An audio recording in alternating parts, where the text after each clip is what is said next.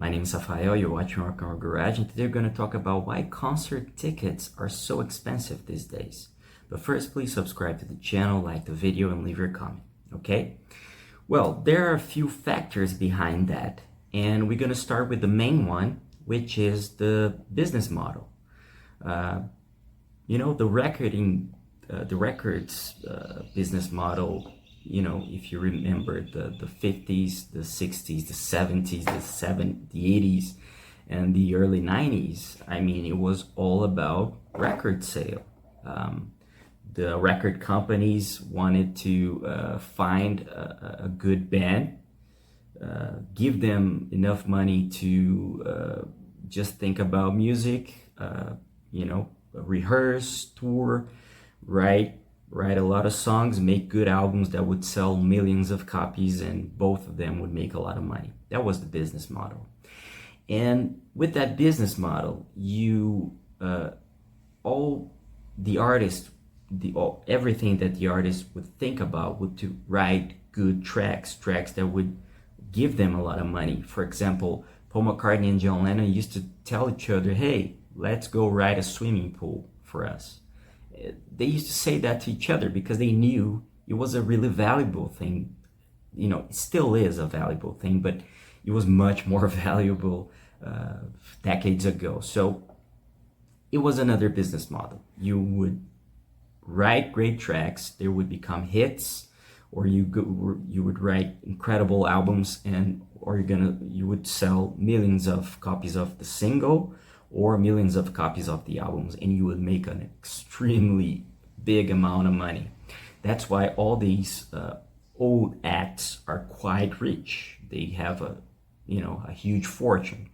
So if they kept the money, obviously, but it was another business model. So things started to change when in the 90s, with the internet, the personal computers getting even cheaper, and people being able to go online. And obviously, they created softwares where you could download an MP3 version of the song, just like people used to sell bootlegs before, or pirate versions of a CD, for example, that was also something very common a few decades ago, where it would be obviously much cheaper than the original version, and everybody could do that at home with their personal computer. So that both of those things started to affect a lot, and even with cassette tapes, that used to happen as well. But those factors started to change the business model, because from then on, you wouldn't make a lot of money with the record sales. Of course, there would be still a lot of people buying the records, because, for example, if you had to download an MP3 version of a song or of an album, it was much more difficult for someone who didn't have the technological knowledge to do that, and you would be risking your computer to get a virus or something, and could put everything at risk.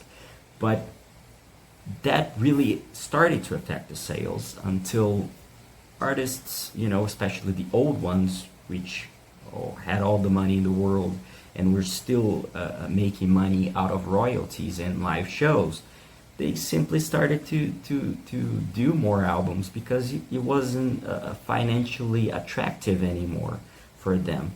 And that started to become really a bad thing. And obviously in the past decade, of course that started more than 20 years ago with iPod and Apple Music. They would be selling the digital version of those tracks and etc. But with other streaming services like Spotify, that really changed music forever, and now you got Amazon Music, YouTube Music, and many other options where you just pay a monthly fee, and you can hear all the music you want, how many times you want. You own all the music that is available there. You can play it anytime, anywhere. So it's not the same business model anymore. And these bands don't make a lot of money out of Spotify and these streaming apps, and I'm gonna tell you how much they make later on in the video. But besides that, so in the recent years, since they don't make, or the past decade, since they don't make money anymore selling records, they have to make money touring, selling tickets, selling merchandising, being part of endorsement deals, and maybe they might earn a little bit from royalties if they got really huge hits, obviously. Because, before, to promote a record, you would have to go and tour nonstop to people hear the new songs, and they, would be tempted to go and buy the record. And that was the business model. That's how they used to promote things. These days, if you promote, if an old band, let's say Deep Purple, records a new album and they keep recording albums, they don't really record those albums because of money. Many times a band might pay more money to record a record than the money they would make. Later on, the money they make selling the records won't pay what they spent. Those old bands, if they keep recording, it's because they really want to show more and to give the fans more things and etc. Because bands like Kiss, the final album they did was 2012, and Gene and Paul said many times that it's not an attractive thing anymore, money-wise, to do. So that was a big factor, obviously. And nowadays they got a tour to make money and sell shirts, sell all the kinds of merchandising, and make endorsement deals, give their songs to commercials and etc. to make more money. And besides that, another interesting thing that it's really more common these days, even artists, big artists do that, is the meet and greet, where you pay a really big amount of money, and besides the ticket to the show, you can obviously meet the artist, take a photo with him many times. You receive some merchandising, and you can see maybe the sound check before the show. So that's the main reason why ticket prices are much higher these days. But there's also the inflation. We went through a pandemic, and many wars are still going on, and that obviously raises the prices of everything. Everything gets more expensive. And when you think about a tour, you need to think about gas for trucks and buses, airplane tickets, hotels, food, venue, safety, the cost of the website to sell tickets many times, although it seems like it's nothing, but it's quite expensive to pay for a server, a website server to, imagine the website server to keep the website online when Taylor Swift is selling tickets. It's a huge amount of money. And many other things, obviously. So, if you combine the business model change with the inflation, promoters ultimately need to raise the price tickets, the ticket, a little bit more. And, how the ticket price is defined. Although there are many variations to it, and it depends on a lot of things, at the end of the day is a matter of supply and demand. That's why some of the most famous acts in the business have quite expensive ticket prices, because most fans might pay. They got millions of fans, and between those millions of fans, there will be a few thousand fans that will pay as much as they ask for the ticket to go see those artists. And that can even be seen with the dynamic ticket pricing that it's a controversy these days, and I think it's just a mind-blowing thing. It's terrible. And another very interesting thing and very important thing about ticket pricing as well is because of the professional resellers.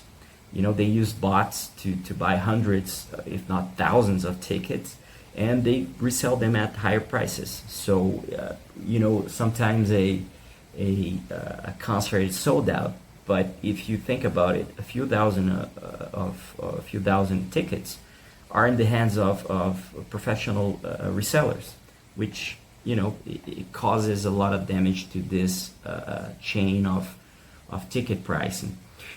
And, you know, talking about the streaming platforms, so that you can see how much the artists make. You know, take for example a guy like Snoop Dogg. He has millions of streams only on Spotify, for example, every month. And he, in an interview once, he said that he received an honor by Spotify because he reached 1 billion streams on their platform. And he called his publisher to ask him how much that was in terms of money. And his publisher told him that it was about $45,000 alone. I mean, for 1 billion streams, you get about, according to Snoop Dogg, about $45,000. I mean, to somebody that were in the old business model, this is nothing. Absolutely nothing. You know, $45,000 used to be just a couple of thousands of copies sold of a record, or even less than that, you know. So it's nothing for those guys those days, you know. And on average, Spotify pays artists around 0.3 of a cent or to 0.5 cent per stream. I mean, it's a really, really small number. It's not even a cent, man. It's 0.3 of a cent to 0.5 cent per stream. You know, to guys that were, you know, in the old business model, this is just insane. That's why they complain about the streaming services, because they don't pay almost nothing to the artists, and they make a lot of money because, I mean, how many billions of people are paying this fee every month to the streaming service? It's a lot of people, obviously, and it's a lot of money.